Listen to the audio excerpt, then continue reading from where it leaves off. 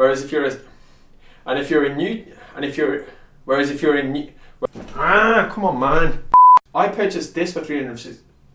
So now with that, so should you be buying a house to live in or an investment property as your first home? Well, if that's a question on your mind, then you've definitely clicked the right video. And before we get started, if you're an existing subscriber, welcome back, you beautiful person. Whereas if you're new to this channel, then let me introduce myself. My name is Aaron, aka The Anxious Investor, and I spend a lot of time, almost too much time, on a weekly basis creating videos on here and other social media platforms to help you get started in property and buying either your first, second, third, or maybe even your 10th home. And luckily for yourselves, I am an active property investor, not somebody who's going to try and invite you into a free webinar or try and sell you a course or a mastermind at the end of it. So what you see is pretty much what you get. I literally share all of my best ideas, thoughts, lessons, and advice to make sure that you guys do it bigger and better than myself. And all I ever ask for in return is maybe a simple drop kick, a stomp, a smash, or just a click of that like button. Now, with that all out of the way, let's jump into this topic, which I know is something that many of you have asked me to explain. What should you buy first, an investment property or your residential home? Should you think about living somewhere or should you think about growing your portfolio? Now, the thing with this video is I could literally speak about it for 45 minutes. But let's be honest, you guys don't want to hear me talking for 45 minutes. I don't want to be speaking for 45 minutes and the last thing I want to be doing is editing 45 minutes too. So what I figured is I'm going to run through the benefits of opting down both of these routes, giving you examples where possible to hopefully allow you to then make an informed decision with as much information as possible. And that way you can literally sit down and digest what's going to work best for your particular situation. And of course, as you know, I respond to every single comment so far. So I would definitely get back to you if you have any concerns or anything that you need me to elaborate. Also, I just want to quickly say I'm not FCA approved, so please see this as hypothetical talk and don't see it as financial advice, and make sure that you get the right advice when it comes down to actually purchasing homes. Now, with that all out of the way, let's get down to it. Let's talk about buying your first home. The first advantage is ease of access. Now, as we know, the government is trying to move us from generation rent to generation buy through their Help to Buy scheme, which I know have their own affordability hoops to jump through, but essentially it's generally easier to buy a residential home. And it can definitely be easier to purchase that than buying an investment property. For example, let's say you want to buy a buy-to-let for 100k. You would need £25,000 just on the deposit, and then you have all the fees on top. Whereas, let's say you're earning £25,000, or you even have a joint household income of £25,000. You could actually get away with buying that £100,000 house as a residential home with a lot less deposit. You're talking 5 or 10% at the very most, and that obviously depends on the mortgage term and the rates that you want. In fact, you could actually get yourselves likely a house more expensive because you have the ability to get yourself a mortgage of around £112,000 just based on your salary. So instantly you have more purchasing power when buying a residential home in certain situations. Next up, advantage 2 is you have something to call your own. Now, I know this is quite an emotional play, and myself as an investor, I try and use logic over emotion. I try not to get attached to houses, but I know for some of you, owning your own house is very, very important. And sometimes I truly believe that doing things that make you happier, or if you simply want to do it, can be the best option. To have a home to call your own that you can do as you wish with is definitely an important advantage that you shouldn't overlook. The third advantage is if you're renting but you want to buy a house to live in, then you potentially may feel that you have more security, provided of course you pay the mortgage. Please don't forget to pay the mortgage. But you know that you aren't at the mercy of a landlord who could potentially increase prices, maybe sell up next year, or even tell you that he just simply wants you gone. So the sense of security may be an important aspect for you, especially if you have family. The fourth is you can decorate. Whereas in many rental properties, or if you're living with your parents perhaps, you may not be able to do the things that you want to do with that particular house. And I know this is a very, very important plus factor for many people. The fifth advantage is you're paying down your debt. A lot of people believe that buying a house and paying down the mortgage is a much better option, and it's something that they should be doing rather than leveraging mortgages like people like myself, or renting, which many consider to be dead money. And for that reason, it may help you knowing that each month, providing it's on a repayment mortgage of course, your payments are going to be going towards settling that mortgage amount. So you have that peace of mind that when your mortgage term finishes somewhere in the future, whether it's 10, 15, 20 or 30 years, you have a house that is mortgage free. Now, let's talk about some quirky advantages. I have two of these. The first is a rent-a-room scheme. Now many of you may not know this, but you have the ability to rent out a room in your house to a lodger to earn £7,500 a year tax-free.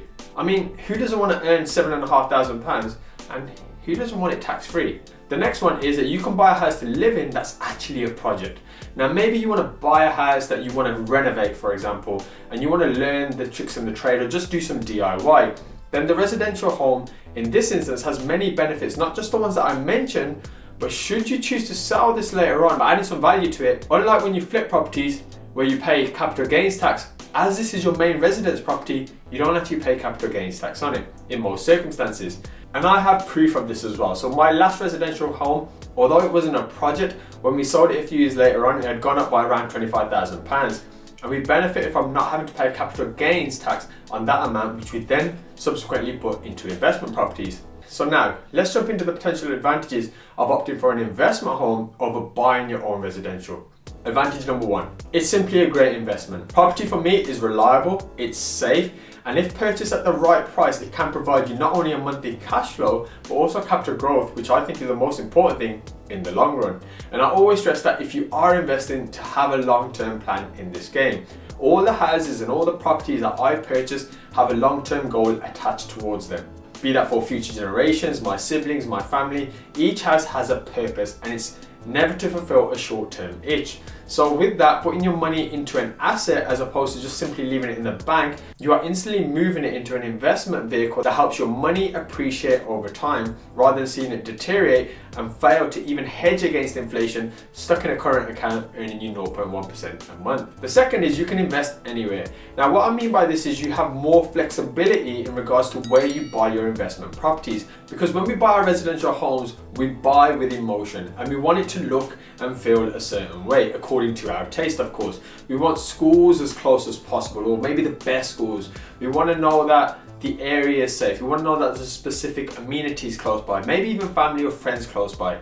However, with an investment property, you can literally purchase properties anywhere providing it achieves the goal that you're after for that particular investment strategy. For example, you may not want to live in place X. I'm not going to say anything to offend no one, but you know that thousands of people would happily live there and pay Y amount of rent. So for that reason, you could put your money into an asset over there, maybe into a buy-to-let project, for example, and have an investment property making you income and growing over time, regardless of whether you personally actually want to live there yourself. So that's a great advantage.